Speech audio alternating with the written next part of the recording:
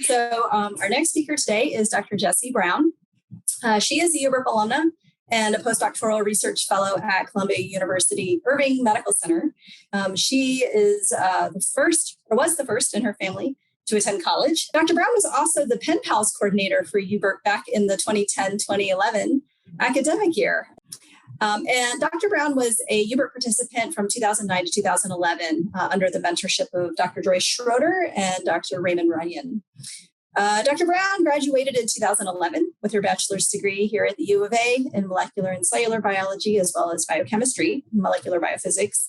And the Honors College recognized her as their outstanding senior in 2011. Dr. Brown then went to New York University and first received her master's degree in pathology. And then she went on to complete her PhD in molecular oncology and immunobiology in 2018. After that, Dr. Brown decided to pursue her interests in cancer progression and relapse.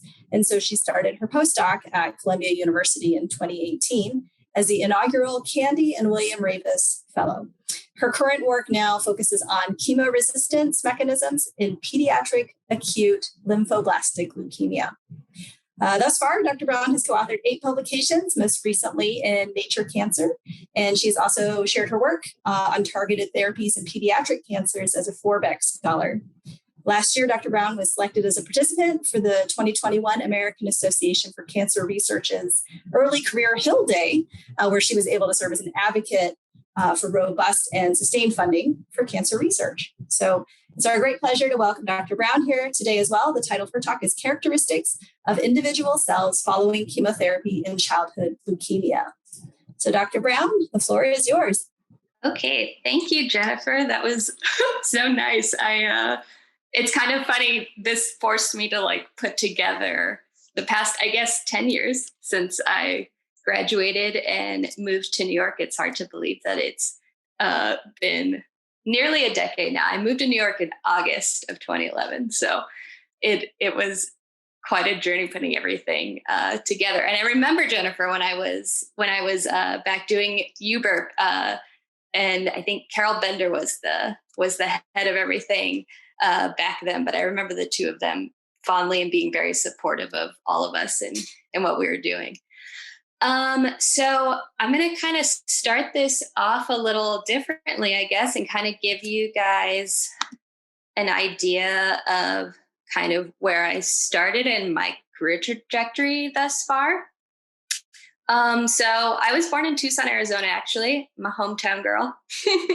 And I went to Cienega High School and graduated class of 2007. The way I sort of got into science was, I was always sort of drawn to science classes. But the reason I decided to go to the U of A was that we had some, I'm not even sure who they were, but people from the U of A, from the biochemistry department, that came and told us all about the major, told us that we could do pre-med very easily with it. And at the time I was interested in pursuing my MD. So I was like, oh, this sounds great. I get to do science and research and all these things, and then prepare for medical school. And so, like Jennifer mentioned, I majored in biochemistry and then also MCB. And I was part of the Honors College while I was there. So some of these pictures are from, these Honors College ambassador events that we would do. And so I worked in many labs during my time at the University of Arizona, which was actually kind of a great time to really explore what I really enjoyed and what I wanted to do. And so I started first, I think it was my spring semester of my freshman year, because in biochemistry, you're encouraged to work in a lab and have a senior thesis. And so I joined Dr. Nancy Horton's lab, who worked on X-ray crystallography. It was on DNA damage repair proteins that they were trying to solve the structures of, which are involved in cancer. But I kind of realized that I wanted to be somewhere more translational. And so I joined UBRP my sophomore year, and started working in Dr. Joyce Schroeder's lab. And she worked on breast cancer, metastasis, adhesion, how cells sort of move around. And then I spent that summer 2010 afterwards at Albert Einstein in New York City, because I kind of knew that I was going to apply to grad school probably in New York, and knew from actually a choir trip in 8th grade that I always wanted to live in New York. So I was like, well, I'll apply to all the grad programs in New York City. And so there I worked with Christina Montagna. She also worked on breast cancer, actually very similar to Joyce, on different mechanisms and proteins that are involved in breast cancer metastasis and migration. And then when I came back, I spent my senior year in Dr. Raymond Runyon's lab. And Ray's lab was kind of a bit different because he worked actually on heart development and not on cancer. But I really was intrigued by this process called EMT, which stands for epithelial to mesenchymal transition. And I wanted to learn more about that. And Ray was kind of like he spearheaded a lot of that research in normal development of the heart and actually in the chick embryo. So I cracked a lot of eggs that year, quite a few, probably hundreds, maybe thousands of eggs, just to dissect little tiny hearts. I remember this lab was quite fun because the heart cells, when you actually explant the hearts out of the chick embryos, they actually still beat on the substrate. So you look at them under a microscope and they would still be beating, which every time I looked at one, it was very exciting to me to see the hearts beating on the dish.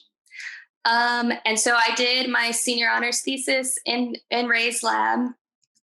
And I was lucky enough that from both Joyce and Ray's lab that I was able to be a part of some publications during my undergrad. Actually, this paper from Ray's lab came out the same year as my graduate thesis. So it came out quite a long time after I had been at the U of A. But the paper from Joyce's lab came out while I was still there and while I was applying to grad school. So that was like really great to have on my resume, applying to grad school. I'd worked in all these labs, knew how to do a lot of different techniques. And then I had actually been a part of a publication. So that was really great for my applications. And then I graduated in 2011 and I moved to New York in August of 2011. And I decided to join the grad program at NYU School of Medicine. At the time, it's gone through many, many name changes. And this is actually, I think, this is a new picture, actually, because there's a whole brand new building now that was not there when I was there. They put it up the last year I left. But I worked I'm not sure if you guys can see my cursor, I hope so. But I worked in this building right here on the 4th floor, right here. That's where I sat. And so I was in Dr. Marcus Schober's lab, and Marcus worked on skin cancer. And I thought when I came to grad school, I was like, I'm going to work on breast cancer. I worked in all these breast cancer labs. I want to work on EMT and metastasis. This is what I'm going to do. And so when you are in your first year of grad school, you do a few rotations.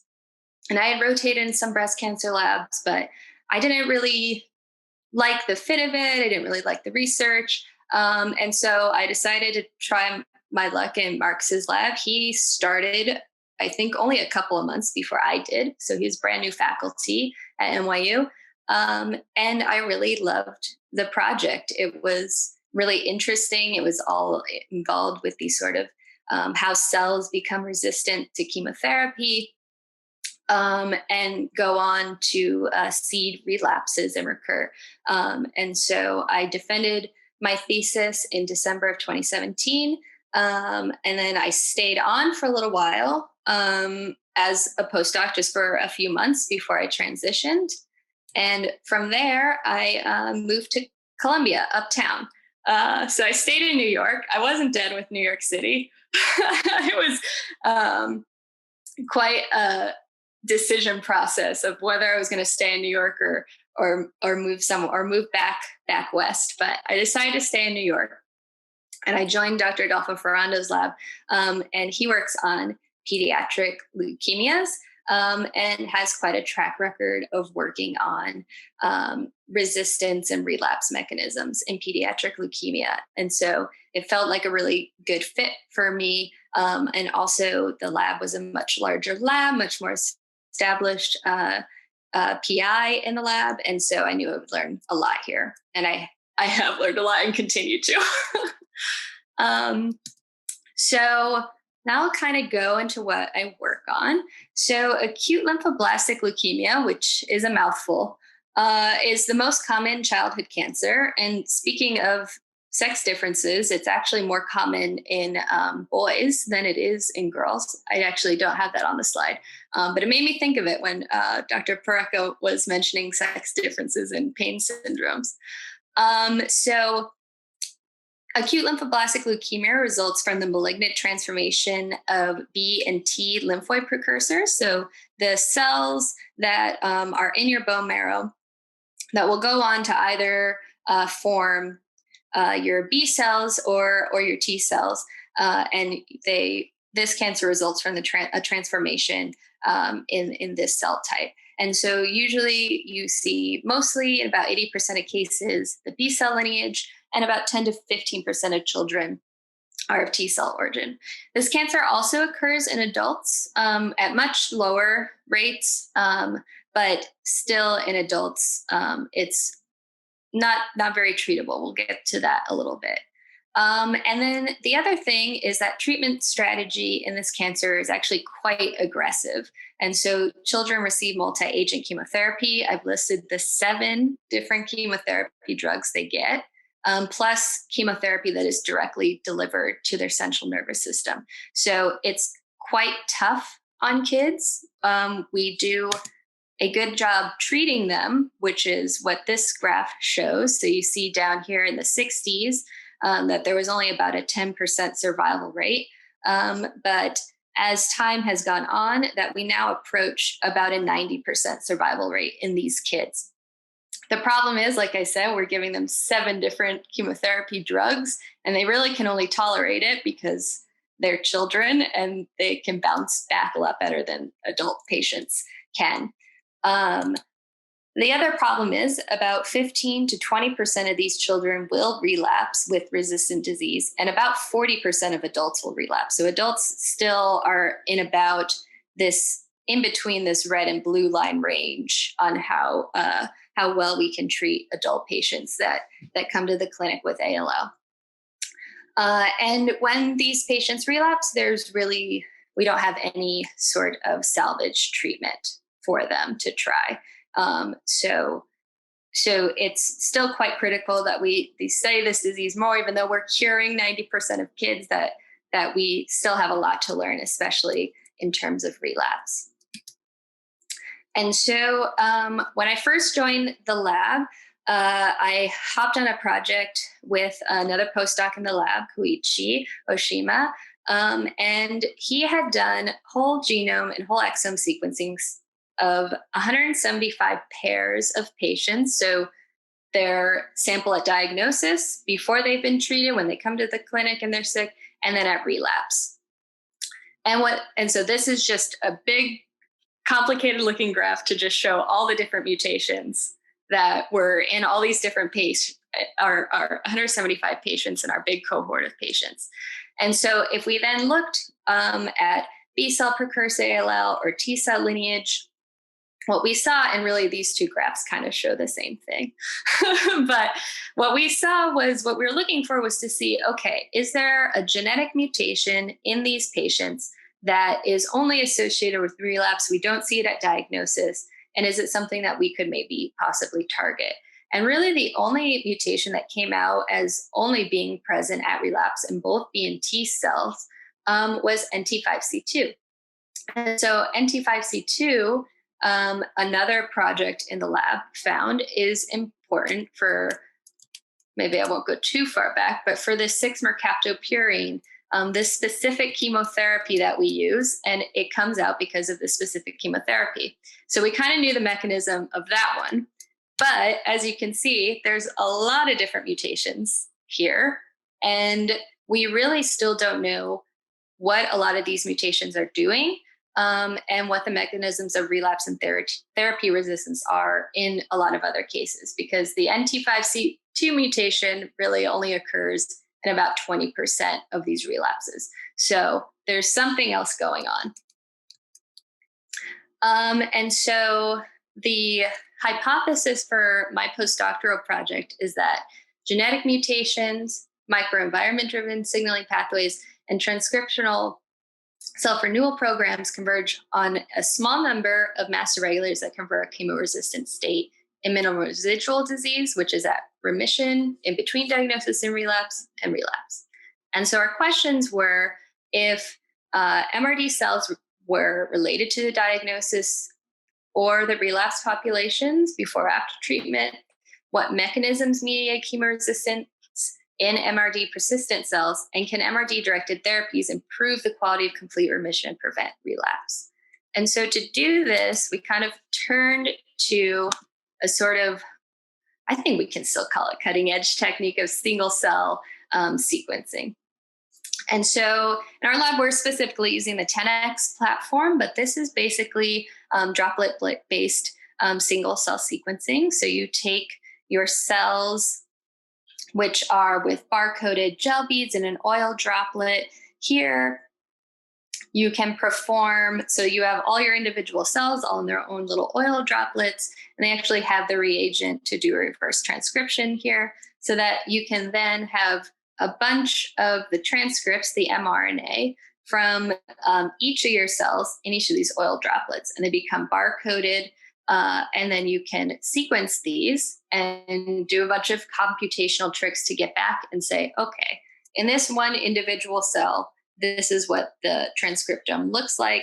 These are what the cells are expressing and what they're doing. And so we wanted to look at cells that had not seen any therapy at diagnosis, the cells that were left over at remission, and then the cells that recur at relapse, to see if we could learn a little bit more about what was going on in these patients. And so I'm going to show a couple of videos of kind of like how these droplets form. And so in a second, so this is oil, and then you start to see tiny little cells kind of coming down the channel here. And so then each little individual cell will end up in a droplet. And you actually see that most of the droplets end up being empty. But that's okay, because you can form like millions of these and still get a lot of great data from them. And so this is another one, just a more close-up view, so you can kind of see all the little cells. Actually, this one is not such a great prep, because you see that there's like 2 cells that go into some of these droplets.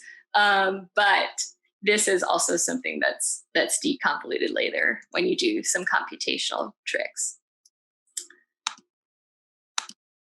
Okay. And so what we did was we have frozen bone marrow samples from each of our patients, either B or T cell patients. We select for live cells in these preps, because we don't want to be sequencing dead cells or just fragments of cells or anything. And we take them from the whole bone marrow. So we have our leukemic cells, but then also the cells that are normal cells in the microenvironment of the bone marrow. And so we did this for the diagnosis, remission, relapse samples.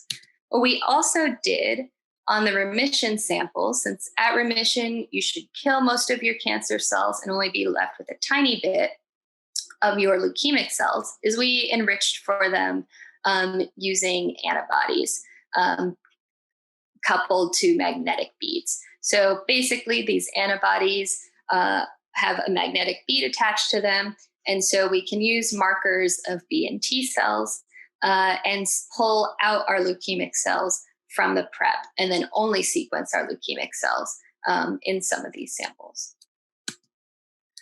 And so we did this on a much smaller cohort. We did 20 B and T ALL patients here, so 13 T and 7 B-ALL patients at diagnosis, remission, and relapse. And so this is just showing the different mutational profile. As you can see, it's very heterogeneous. There's like a lot of different mutations going on here. And then here is sort of the projection of each of the cells.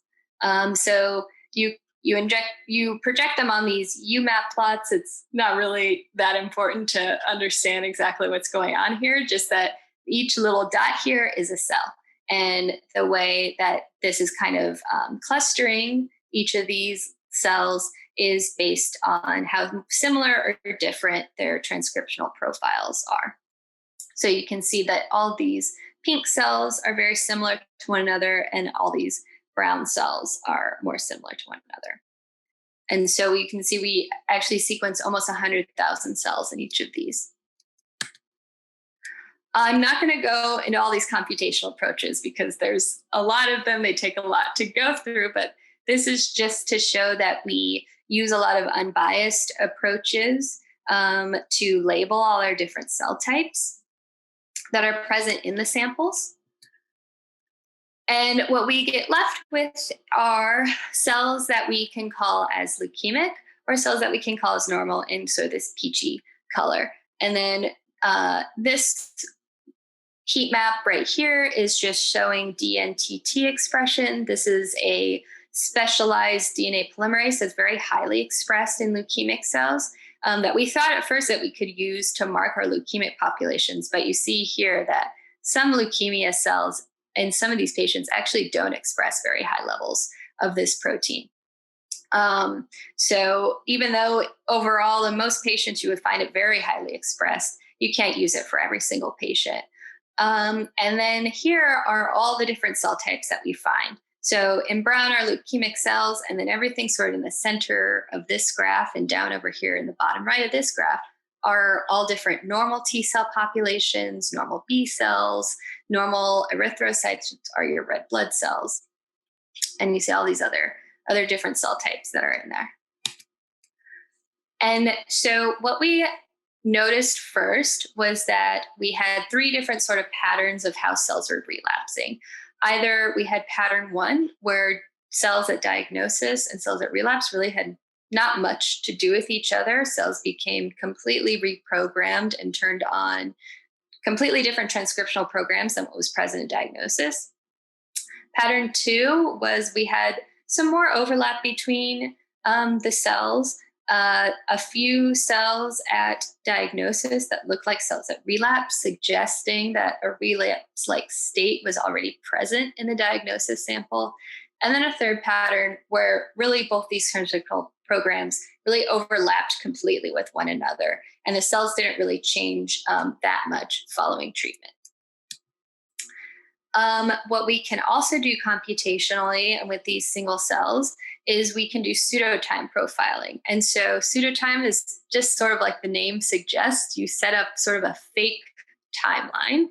And so what we did was to take diagnosis cells, set them as times 0, and then the algorithm will sort of order the cells as cells that are early on the left in the pseudo time, and then cells that are late. And so you see that since we set diagnosis first, most relapse cells are at the end of the graph. So you can, with the idea of, you have diagnosis cells, you start, you do treatment, and then you end up at relapse. But you can see that there's also a lot of these cells at diagnosis that already look like the cells that are relapse and at a later time point, which suggests that you can already find cells at relapse that look like the cells that are pre-treated. Suggesting that these transcriptional states that end up making cells resistant are already present in the sample and are not selected for by the chemotherapy, like the NT5C2 mutation I talked about at the beginning is causing. And so our next question was, how does the bone marrow microenvironment change during disease progression? And so we took a look at the normal cells that were non-leukemic. And what we found was that at remission, which is to be expected, you kill most of your leukemia bulk, that you have a lot more than normal cells present, but that in B cell ALLs, that you get an increase at relapse of different microenvironment cells, whereas in TLLs, this actually decreases surprisingly. So suggesting that TLLs are a very explosive disease at relapse and really just take over the whole bone marrow. And there's no room for any of the other cell types there. And then these are sort of all the different cell types that we took a look at to see how different cell types were changing from diagnosis down to relapse. And we'll focus down on the CD8 T cells because there's a lot of new immunotherapeutic approaches to try to target these cells. Sorry about that. To try to target these cells. And what was interesting in the BILL patients was that these CD8 cells were actually increasing at relapse, which is to suggest that, these CD8 T cells should be targeting the leukemia cells, but they aren't anymore. And so probably immunotherapeutic approaches could target these T cells here to reactivate them so that they can take care of the bad leukemic cells. And so this is just another projection of all our individual cells, but this time only looking at T cells.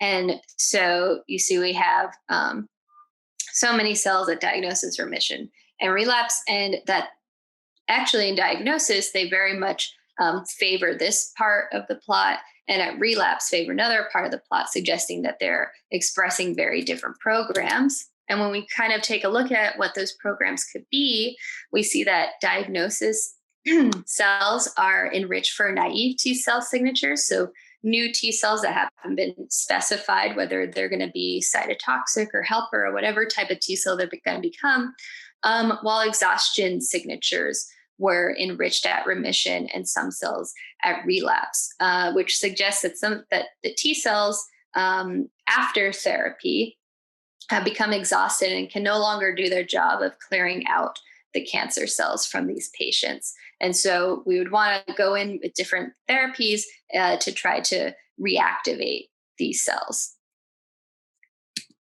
Whoops. Okay. And so some of the conclusions from my project were that ALLs display a marked genetic heterogeneity at relapse, and that few mutations are relapse specific and can be attributed to treatment, and that the mechanism of relapse is unknown in a large number of cases. We can use single cell transcriptomic analyses of matched diagnosis, remission, relapse trios to reveal transcriptional heterogeneity between patients throughout disease progression, that rare pre-existing relapse-like cells are already at diagnosis, and that expansion of specific microenvironmental cells like monocytes and CD8 positive T cells happen at relapse. We can also use pseudotime and master regulator analyses to determine which transcriptional epigenetic master regulators define disease progression and identify convergent or specific transcription mechanisms at MRD and relapse. And so this ultimately, we hope to uncover promising therapeutic targets for the treatment of minimal residual disease and relapse. And so with that, we're still all over Zoom also for our lab meetings. We're not allowed to meet in person still, but these are all the people in the lab, some of the other labs that we collaborate with and get clinical specimens from, and then my funding sources from the Damon Runyon. And so I thought to end on like some career advice things / Jennifer told me to. But I think it's important. And so my first one was to rest. And I need to take some of my own advice that I wrote on this slide, but to definitely try to take breaks and recharge. In undergrad, I was in the rock climbing club. I remember I was trying to find pictures, but I couldn't find any pictures of me rock climbing. But I did have pictures in graduate school. I was very into running. So running was sort of my de-stress and take break times. And most recently, with everything being locked down in New York, biking has been a great way to get around. So now I'm very into mountain biking and things, even though this picture is in Sedona. So it's not even in New York City. I need more biking pictures here. My other piece of advice is to follow your passions and interests, and undergrad is the perfect time to explore many different fields, because really in graduate school, your first year, you get to do some rotations and explore, but once you choose a lab, you're really locked in. And I think that undergrad is a great time to, and there's really no penalty to just, figuring out what you really like. And I will say that graduate school is tough. It was not by any means easy, but it does open many doors and many career options. And I loved my time in my PhD, even though it was very tough at times. And so I'm happy to talk more about it if anybody's considering it. And I left my email right here. And so with that, I want to thank you guys for your attention.